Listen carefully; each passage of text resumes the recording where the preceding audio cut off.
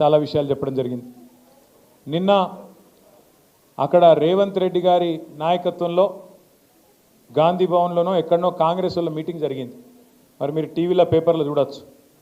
ఢిల్లీకి వెళ్ళి కొత్త ఇన్ఛార్జ్ గారు వచ్చిండ్రు, వారికి స్వాగతం పలుకుతూ కాంగ్రెస్ వాళ్ళు సమావేశం పెట్టిండ్రు.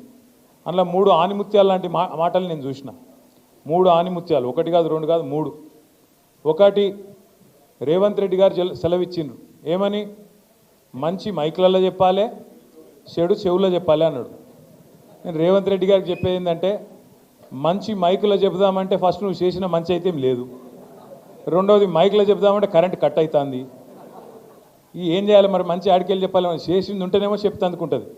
ఇక చెడు చెవుల్లో చెప్పుడు మొదలు పెడితే రేవంత్ రెడ్డి గారు, నువ్వు చేసిన చెడు హైడ్రా బాధితుల నుంచి మొదలు పెడితే, భూముల మీద నువ్వు చేస్తున్న దౌర్జన్యాల నుంచి మొదలు పెడితే, ఇవాళ ఆర్ఆర్ ట్యాక్స్ నుంచి మొదలు పెడితే, నీ అవినీతి వల్ల ఇవాళ కుప్పగూలిన శ్రీశైలం సొరంగం నుంచి మొదలు పెడితే, మొన్ననే కొట్టుకపోయిన పెద్దవాగు నుంచి మొదలు పెడితే, లెక్కలేదు మునిగిన వట్టెం పంప్ హౌస్ నుంచి మొదలు పెడితే, చెడు ఎప్పుడు స్టార్ట్ చేస్తే నీ చెవిలా రక్తం గారుతుంది, యాది పెట్టుకొని చెప్తున్నాను నేను. ఎందుకంటే చెడు చెవులో చెప్పాలి, మంచి మైకులో చెప్పాలి అని చెప్పి రేవంత్ రెడ్డి గారు చాలా తెలివిగా చెప్పినా అనుకొని ఆయనదైన డైలాగులు కొడుతున్నాడు.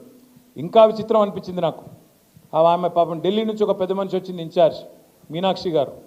ఆమె చెప్తున్నారు, మీనాక్షి గారు ఆమె ఎయిర్పోర్ట్లో దిగంగానే కాంగ్రెస్ వాళ్ళట కొంతమంది ఆయనతో ఆమె బ్యాగులు మోసేందుకు గురికొచ్చిరట. ఏది? రైల్వే స్టేషన్లో దిగంగానే బ్యాగులు మోసేందుకు గురికొచ్చిరట.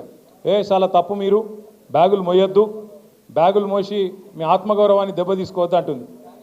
అమ్మ మీనాక్షి గారు, మీకు ఏం చెప్పాలి మేము? నీ పక్కన కూర్చున్నాడు బ్యాగులు మోసే గాడికి వచ్చిండు. నీ పక్కన కూర్చున్నాడు బ్యాగులు మోసి అప్పుడు చంద్రబాబు బ్యాగులు మోసిండు, ఇప్పుడు ఢిల్లీకి బ్యాగులు మోస్తున్నాడు. ఇక గాయనని పక్కన కూర్చోబెట్టుకొని బ్యాగులు మోయొద్దు, ఆత్మగౌరవం దెబ్బతింటుందంటే ఏం చెప్పాలి ఆ మేడంకి? కాబట్టి మీనాక్షి గారు, వాస్తవాలు తెలుసుకోండి. వాస్తవ ప్రపంచం